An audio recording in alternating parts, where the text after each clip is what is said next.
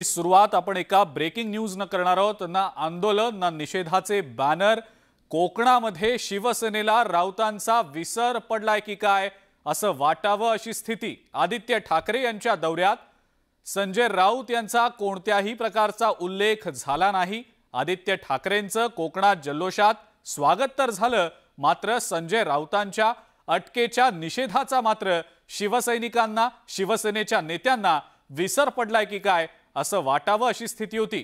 संजय राऊत यांचा भाषणामध्ये उल्लेख सुद्धा करण्यात आलेला नाही। ईडी कारवाईच्या विरोधात हल्लाबोल करण्याची संधी शिवसेनेनं दवडली की काय अशीच सध्या जोरदार चर्चा सुरू आहे।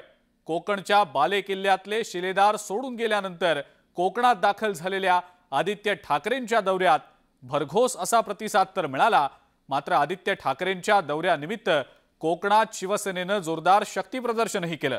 त्याच वेळी अडचणीत असलेल्या संजय राऊतांवरच्या ईडी कारवाईचा ना निषेध पाहायला मिळाला, ना कोणतं पोस्टर किंवा बॅनर दिसलं। त्यामुळे आदित्य ठाकरेंच्या ब्रँडिंगचाच हा दौरा होता का असंच म्हणावं लागेल।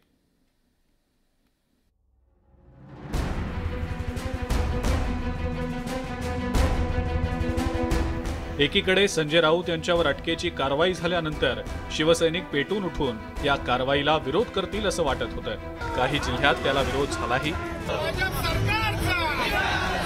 मात्र आदित्य ठाकरे दौऱ्यावर असलेल्या कोकणात मात्र हे चित्र कुठेच दिसलं नाही। त्या उलट आदित्य ठाकरेंचा जय जयकार आणि मोठे हार घालून स्वागत असंच दृश्य सगळीकडे होतं।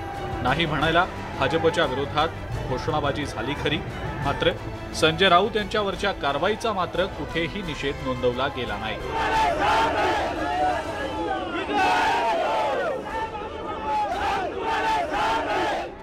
आदित्य ठाकरे यांनीही या दौऱ्यामध्ये त्यांचा सगळा रोख बंडखोर गटाकडे वळवल्याचं दिसलं।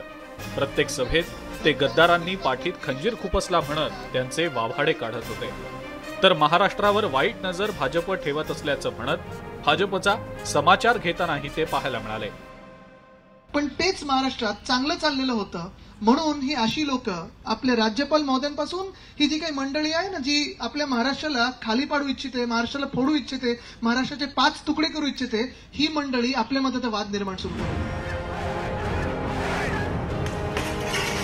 खरं तर शिवसेनेच्या कोणत्याही नेत्याला डिवचलं तर वाघासारखी पेटून शिवसेना उठत होती।